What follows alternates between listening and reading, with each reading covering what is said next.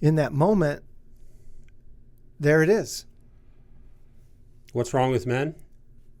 There it is. There it is. Yeah. We're not There it validating one another because we weren't validated. So when I think of redeeming generational masculinity, no doubt. We need a tribe of men on the landscape oriented, and how you get oriented is through healing and training, validation and initiation with God, from God, and through other men. Yeah. Now, God can do it directly, which is fantastic, and he has and does. But to partner with other men, where I heard it once that masculinity bestows masculinity. Right.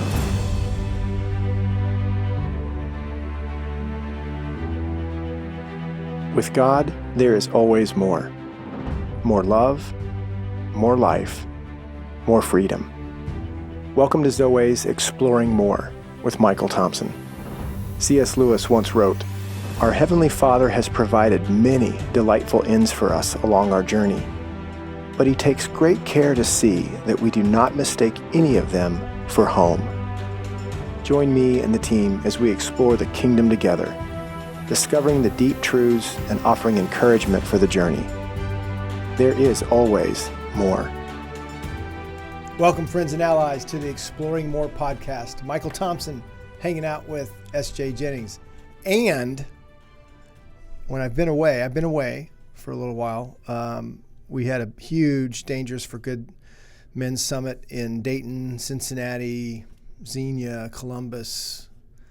What's that? Covington, Kentucky. Ohio. Yeah. Ohio. And Northern Kentucky. All of that. Yep. Yeah. Yep. So while we're gone, come back, and Caleb has rigged up a mic for himself. So what's up, friends? Yeah. So he can be heard.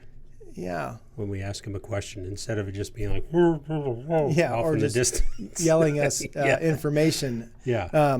So clearly, he's after forgiveness rather than permission, but we will let that slide. So we're really, it's an upgrade to the show, because now if we need something from the web or some statistic or something that he finds that could be important, he's just gonna, I guess, just break in or something and tell us how it goes. Tell us a thing or two. Yeah. So, and you may or may not know this is not recorded live, so he has the power to edit in or edit out. Yeah, that's true. Whatever he likes. So really, I he is ultimately in control. He is the producer for sure. So we are in the middle of a series about what's wrong with men. Yeah. And I still have to quickly voice that subtitle. What if it is less about that and more about what's missing? Right. Not so much what's wrong. But what's missing. And I'm excited to jump in again, SJ, with this. That doesn't get the attention that what's wrong with men gets. Yeah. Though, when you're asking people to click on stuff. Yeah. What do they call it? Clickbait? Bait click? Well, something like that. I wouldn't say we're in the clickbait business, but yes. Titles matter. Titles matter. They do. And they do. So we got a lot to cover in this part 5, and then I think we're going to get to wrap it up with one more if this goes well. But it's been a challenge. I look at our notes and see how much we've covered, and oh my gosh, how much more we want to cover in this series. So this is good that we can step in. So before we take a break, I just want to give a shout out to longtime listener, many-time caller, Sean Harmon. Yeah. We were recently with Sean. You were. We were. We were both in the same room, and we at the Dangerous for Good Men's Summit in Greater Cincinnati, Dayton, and we're at Sean Harmon's, who good man, but he said something that has he did. I think it offended me but I really wasn't sure what. Because Exploring More podcast came up, and just how much he loves the it, podcast, and he looks forward to every one. He's our number one fan. I think in those early mornings when I'm seeing that it got released, and it's coming across YouTube, there's always a few views. Yeah, and it's early. I think he's one of the first, first views. Yeah, might be Michael Wynn's 23, and he's on there too. Yeah. Yeah. So we're sitting there, and the podcast came out. He's, I love the podcast. I love listening to you two. What was the word? Blather on. He said blather about on. Things. Yeah. And I was like, yeah. That can't it's be. Just like, it's like I'm sitting in the room with you two, listening to you blather on about stuff. Blather on about stuff. Important stuff. Yeah. Blather on. So, yeah. I did not know just as you can imagine, blather doesn't necessarily sound like a good word, and I'm right. Yeah. It's not. To talk foolishly at length, often used with on. A voluble, nonsensical, or inconsequential talk or writing is blather also. So, Sean... we are really offended now. Yeah. Now that we have asked our friend Webster... now that we've been blathering on about Sean's... Comment? Backhanded comment? Yeah. No. Sean loves us. We love him. And one of these days, I'm going to get him to the studio. Oh, yeah. And that'd be fun. That would be good. Yeah. So after we'll be right back with more blathering. We'll blather on that. Blathering on the Exploring More podcast in just a minute.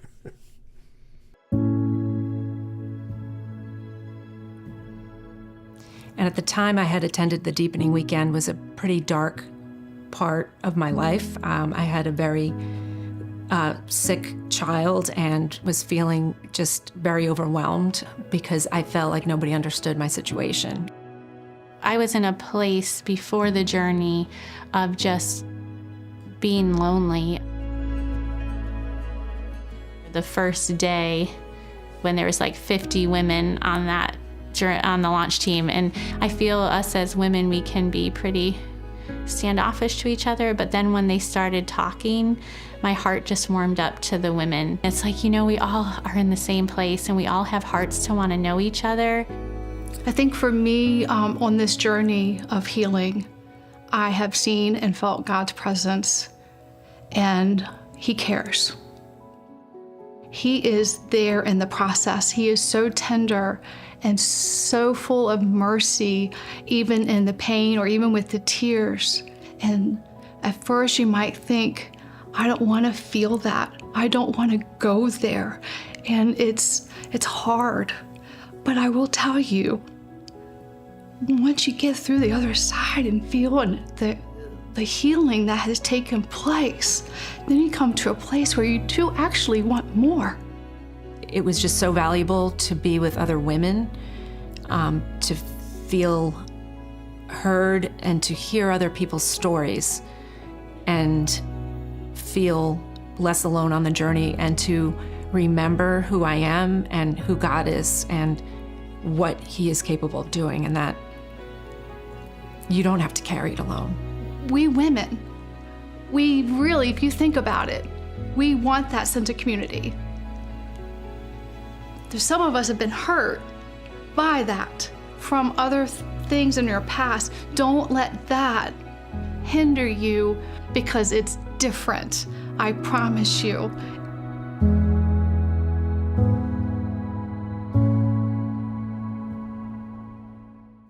Welcome back to Two Guys Blathering for... All right, we're going to kill that. Worked ourselves up into a blather. That doesn't... You just read the definition. That doesn't work. No. But welcome back to the Exploring More podcast, talking about what's wrong with men, what's missing, part 5. And I want to start with a story that we had just experienced just a few weeks ago, that it was the close. We had about almost 300 men that came, 100 or so alumni. They brought their +1s and +2s. The Dangers for Good Men Summit it's not the Cliff Notes. I want to make that clear. It's not the Cliff Notes of the Encounter Weekend. No. It's a different series of encouragement around the idea of being oriented men, and that is what's wrong with men. We are disoriented in so many ways. Even believers, even those who have the theological prowess that we see, that doesn't save you from attack. That doesn't save you from the enemy slithering around to try to take you out. And so, but I thought there was a moment. There was several beautiful moments in the Dangers for Good Men Summit in those few sessions that we get to do with these guys, and this one was near the end. So if you remember, there was some closing. There's a closing. What do we do now? Where do we go from here? Final thoughts. Which is what men ask. You know, what next? What's next? You know, well, this is next. You stay here. You know, stay in this. Continue to explore with God where you are, the larger story, who you are, your identity in the kingdom, and the good that he's up to, healing, training. And then I said validation, initiation. I called time out from the stage, and I said, I'm just curious, how many of you, almost 300 now in front of us, how many of you have experienced what you would say was a intentional, purposeful, arranged for your good, for your benefit, validating ceremony? You know, another word might be a blessing. And I'm not talking about things that happen on the calendar that are important in a man's life. Birthdays and graduations, getting keys, first jobs. I mean, there's a lot of great things that are celebratory. But what I was talking about was your dad there, or your grandfather? And I think I opened it up to even another man, maybe a coach. But when I think about the men that matter to men, it's their dad, it's their grandfathers, could be, even some stories that go well in the area of even a stepfather that has taken you in. Yeah, we long to be seen and affirmed by those that are closest to us. There's something about that genetic connection, that hereditary, and I think it's the way God made us. 100%. There's so many, and we can receive it from other people, but it weighs more. Yeah, my dad passed when I was 23.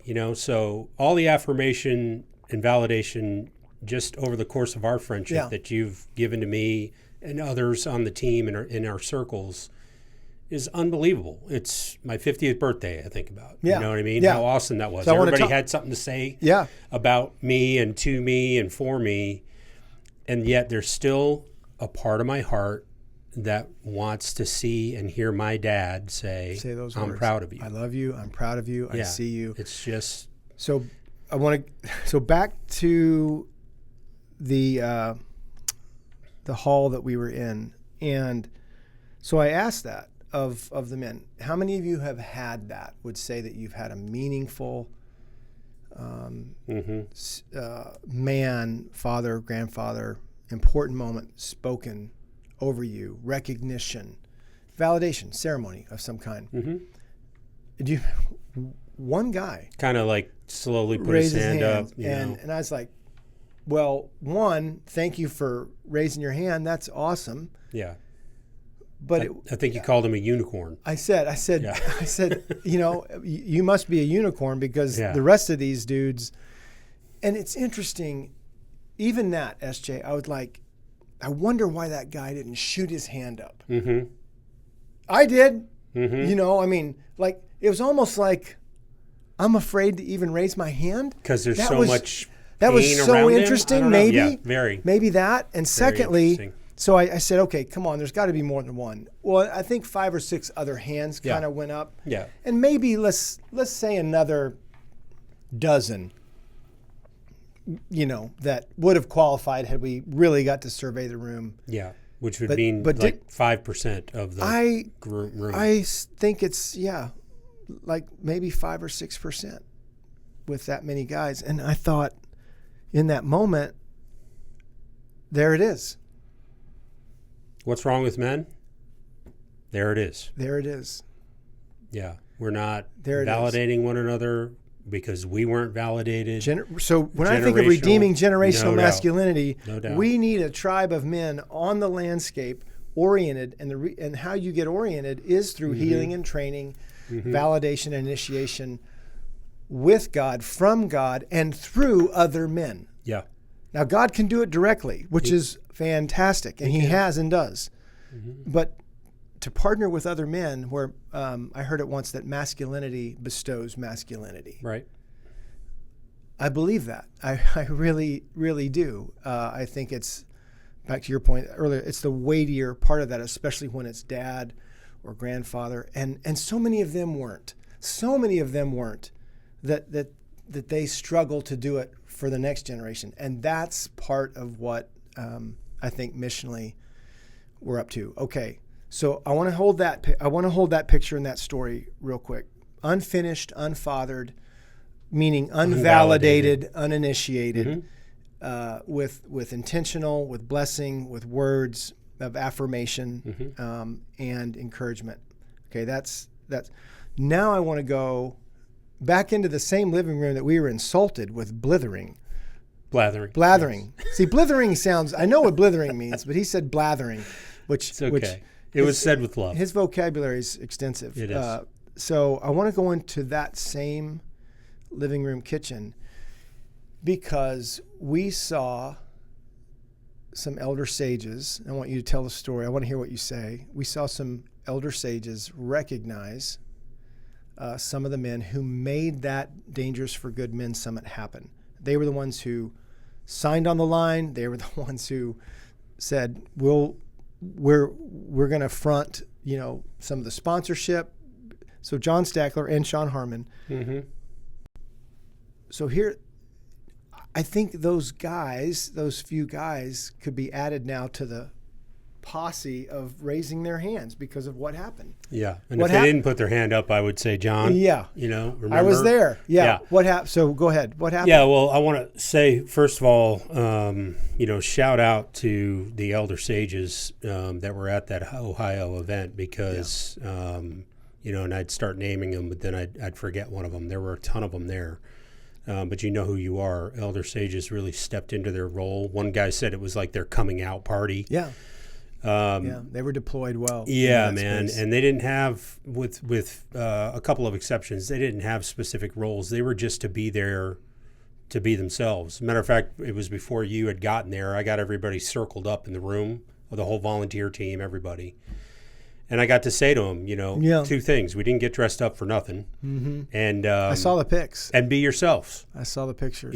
Go be yourselves. And that's what the elder sages did, man. And everybody did on the team. They brought their whole self, their authentic self to their roles. It was great. But the elder sages in particular, they deployed if they saw a man who was struggling a little bit. Yeah. Where there was one guy who was really undone by some of what we talked about, and the elder sages just swarmed onto him. Arm around, yeah.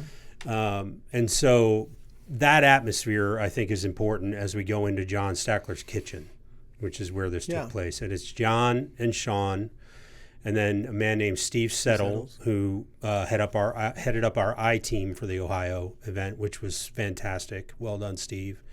And then another man named Stafford is his kind of full new name. to the gang, new to the fold, but an elder sage, in his years, and so they had those four of them lined up, and every time, you've said this before, every time it's like Boy Scouts, everybody lined up, you're going to go from like tiger to bear, merit and you're badges, going to get your merit badge, right, and all that deal. Well, Don Jenkins gives the just kind of the overview. The commencement speech. He gave. These coins are important. They're not just a token. They mean something very important. The missional coin. So there's a token. So they bestow this missional coin on those four men, and it's a holy moment, holy ceremony for these men, and they're all There's kind of a receiving line, There's maybe 20 hugs and handshakes. 18 and 20. And then John, because John, this is part of his glory. He just wants to say a few words, and he starts talking about how his dad, who passed away just about 5 years ago now, and he's speaking for me too. My dad's gone. So we're in this stage of life where we're losing parents, the king stage. barring some unforeseen tragedy, that's about the age you get to be in your 50s, 60s, and parents start passing away. So he said, as a man who's been living without his dad for a few years now, whose dad is gone and his mom, having the elder sages, see me, affirm me. Cracky. Yeah, he was choked up, choking back. Having those men there to just talk with you, see you, check in on you, sometimes offer suggestions about different directions you might want to go. It's crucial, and it's he said the elder sages, but it's this redeeming generational masculinity thing, that vision that God has given us. It might be the most important thing we do, which is hard to say because we do a lot of important things. But it was a holy moment. What I love about and it was, and what I love about the way you told the story is an element of this that John received it. Mm-hmm. And it even received it in a way that it elicited a response. Mm-hmm. You had another guy, another story about that time. You had a guy that you thanked and said the words, because I was right around the corner. I wasn't with you, but I heard it. I watched it. And you said, hey, man. Put my hand on his heart, and I said, we couldn't have done this without you. And he went into that old Bugs Bunny thing that I've done a few times, that old buzzard. Yeah. No. Sure he could. Yeah, it was just kind of like to contrast all these is what I want to do. Mm-hmm.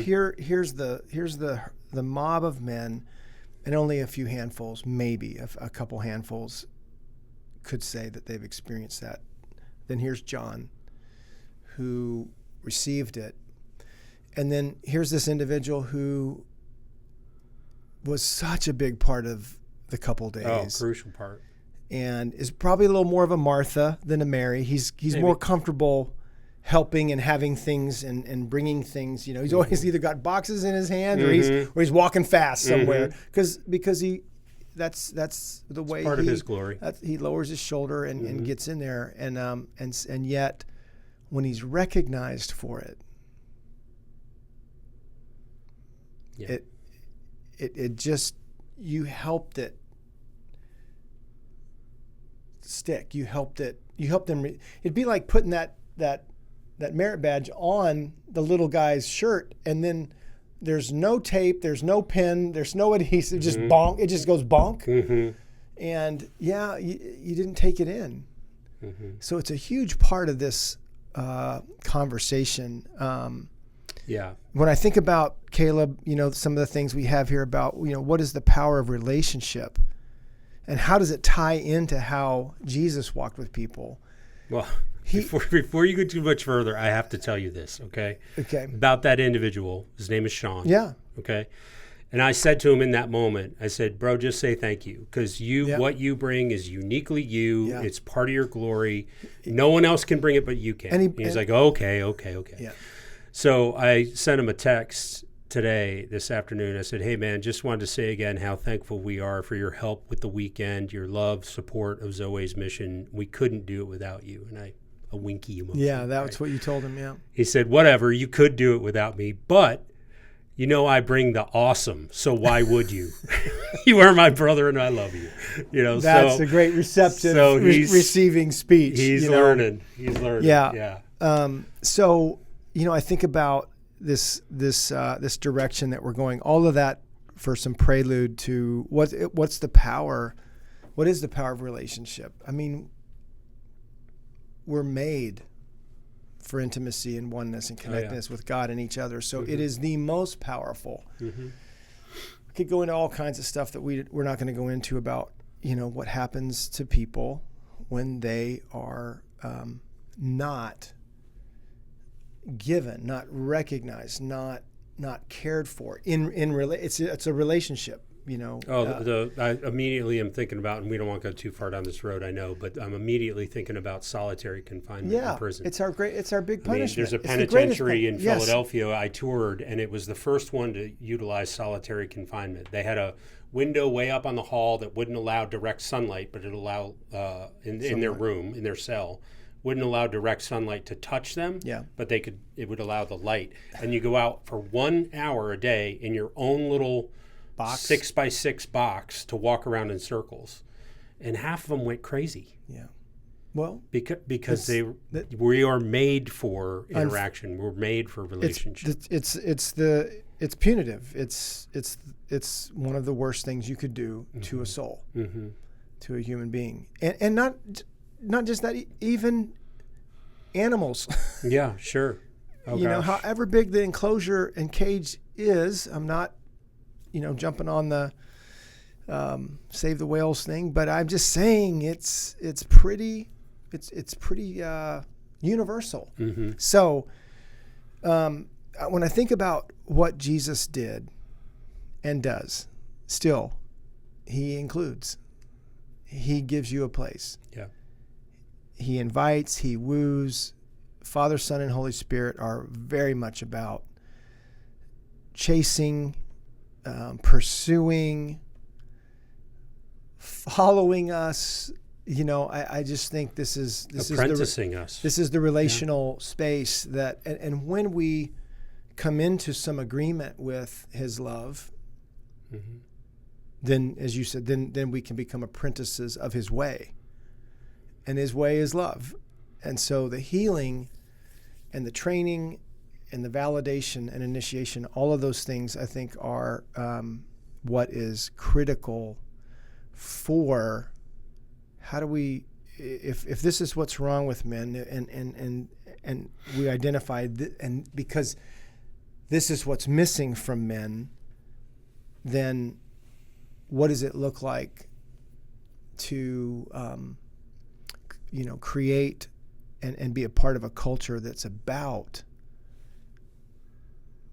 encouraging, inviting, and even positioning men to where it could be revealed to them, not just because we say so, which is a good thing, but even inviting them to let God say so, and not just God's word, which we're fans of big time, not scripture and verse, chapter and verse, but rather encounter, the idea of encountering God. So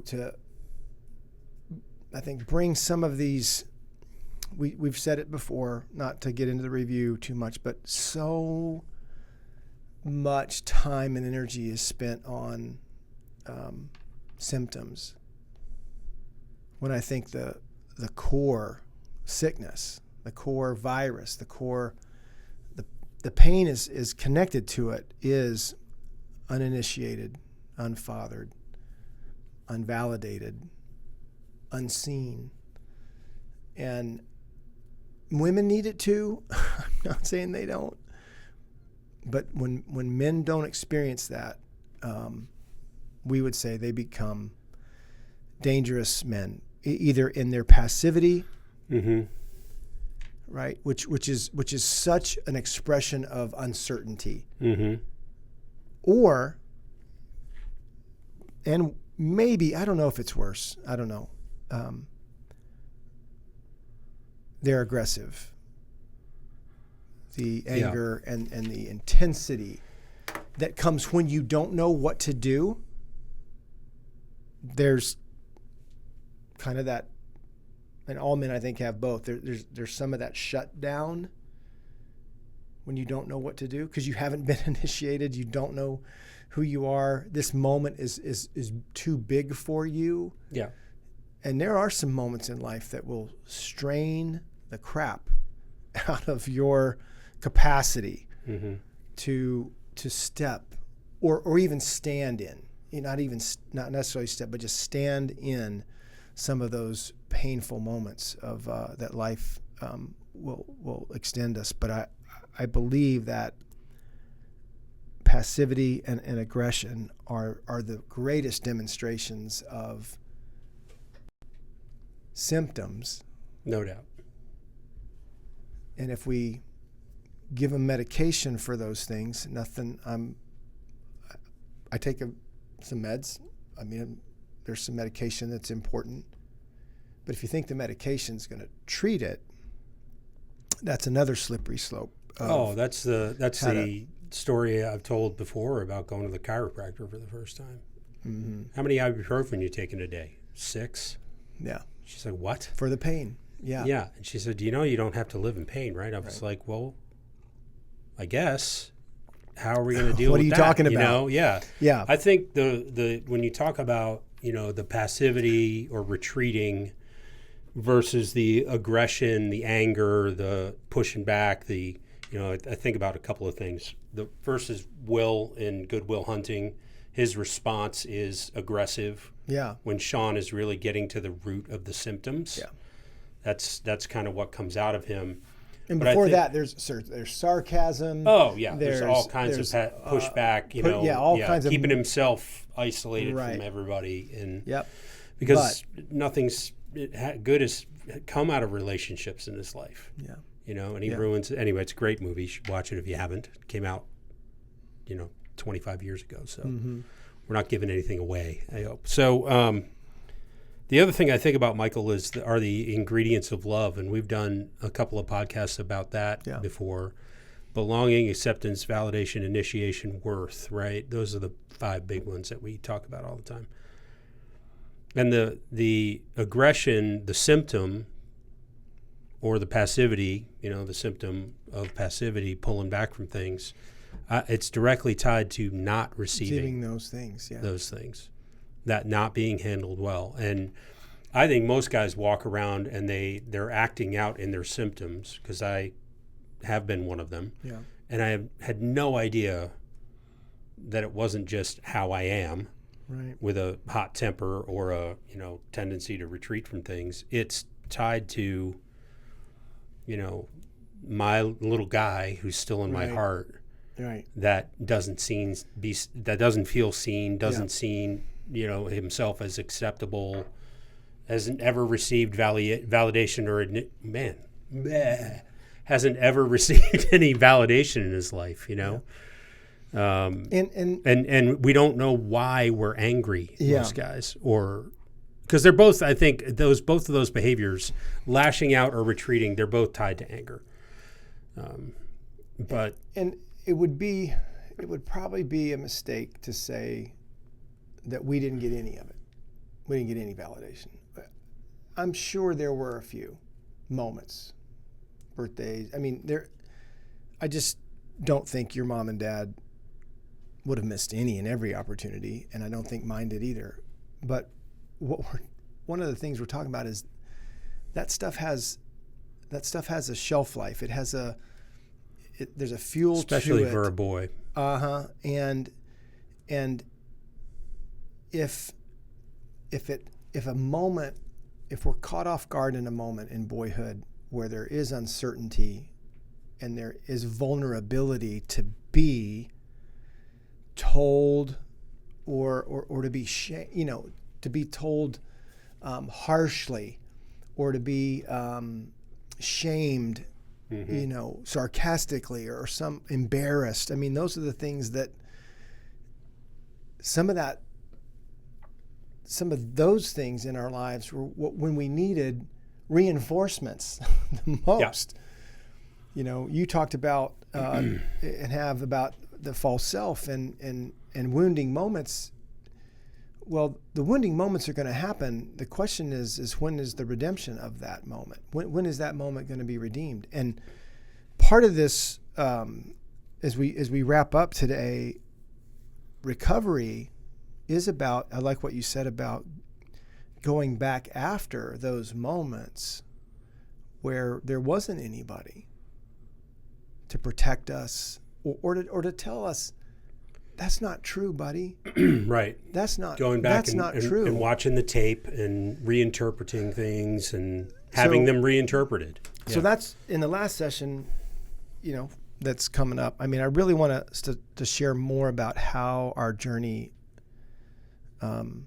from being dangerous men to men dangerous for good, from men being pretty significantly disoriented, and that I was on staff with a professional Christian organization, and you were on staff at a church. I mean, and we would still look back and go, yeah, pretty disoriented, even though I'm in a role and a position that might carry with it a badge. Yeah. A level of authority. Of credential, right. And so I think, how do you get from what's wrong with men and what's missing in men to what's good about a man and what now is in place? I want to just set up the next conversation, because I think it's where instead of treating the symptoms, we go after the source. We go with God. We go with God after the source. You're talking about going after healing. Yes. Treating symptoms is not healing. Right. But the symptoms are indications of things. They are. That's what they're designed to be. And so, when that crowd of men could not raise any more hands than they did, I don't know about you, I thought there's the evidence. And these are guys showing up for a variety of reasons, but wildly somehow they're showing up to a men's something. I think I was talking with a guy yesterday who said, "Man, I got invited to your weekend 3 or 4 times. Like, I'm not going to that." And yeah, I was like, the heck with that. I get it. Yeah. I get it, man. Sorry, but I can't compete with the reputation of even a place to go for men that men have tried and somehow either, suck it up, you can do better, try harder, things that I think have their place, but not at the center of this conversation. There's some times you need to that when the times get tough, the tough get going. Gird your loins. Yeah, there's some times you need to just push through, but you can't push through some of this history that we've all had and experienced, and I want to talk about that. No, and it's not even pushing through, man. I hear what you're saying, but in my experience, it's dragging it along. Yeah. Or letting, I love how you said that. Or letting it drag you. Yeah, I mean, it's just it's bad. It can be bad. Yeah, did we have, Caleb? Was there something that I missed on it? Was there another comment? Yeah, we got a comment of the week. Comment of the week. Go ahead and read it. You have a microphone. Yeah, you got a microphone. Let's use that sucker. Yeah. All right. Well, our regular Michael Wins 23 said, "Manhood is and has been under attack from the enemy and society. God imparted manhood into Adam, but he shirked his responsibility. Thus, Jesus came as a man to redeem manhood. The victory of manhood is found in Jesus." Thanks, Michael. Amen. Yeah, thanks for summing up 5 podcast episodes in 3 sentences. That's right. Well done. Yeah, that's why we blather. Yeah. Work that in one more time. Yeah, work that in there. So, I want to invite our friends and allies to, there are several more of these DFG, Dangerous for Good Men Summits coming up. Charlotte in October, Houston in October, California is November. Haven't signed a contract yet, but we're working on it. Yeah. Yep. That's middle of November. Some western North New Carolina. Spring Church, early December. In Columbia area, Columbia, South Carolina area. Go to zoe.org/DFG. That might get them there, but dfgsummit.com is where they really want to go. Yeah. Both will get them there? All right, Yeah. That's good to know. We were both right. Yeah, it's like Google telling you can take 10 minutes That's or you right. can take 2 minutes. Yeah. I really want to invite our alumni, our friends and allies to join us. Come be a part of the conference team. we need more men, oriented men, boots on the ground, and there for the hearts of other men. So that's the DFG Men's Summit. You can find out more about that. Also, we are beginning to really work towards the push for creating environments for men. And we have 6 packs of books, and just even invite you to grab one guy and go through Heart of a Warrior together. There's something significant about just reading it, I think, and King Me as well. But when you grab another guy or two and you bring your reading, your highlights, your underlines, and most importantly, your heart and your story to that circle, whether it's morning or evening,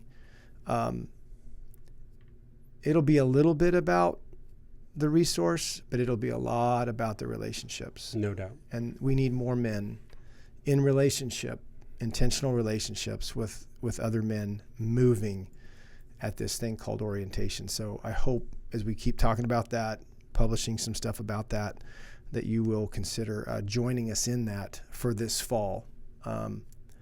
Be intentional. What would it look like? Hey, I'm reading this book this fall. Would love for you to read it with me. Send out 6 invites and see if 2 come back. See what happens. And start a little fire where you can be known as well as get to know some other men. So that's all I got. That's great. All right, friends and allies, we'll see you next time on the Exploring More podcast. We hope you have enjoyed this episode of Exploring More. The landing page for this podcast is zoe.org/podcast. That's ZOWEH.org/podcast, where you can find the show notes and various platforms to which we broadcast. You can also find us and the Life of More by visiting Zoe on YouVersion Bible app, Right Now Media, our Facebook page, and Zoe on Instagram and Twitter. Remember, with God there is always more, and you were made for more.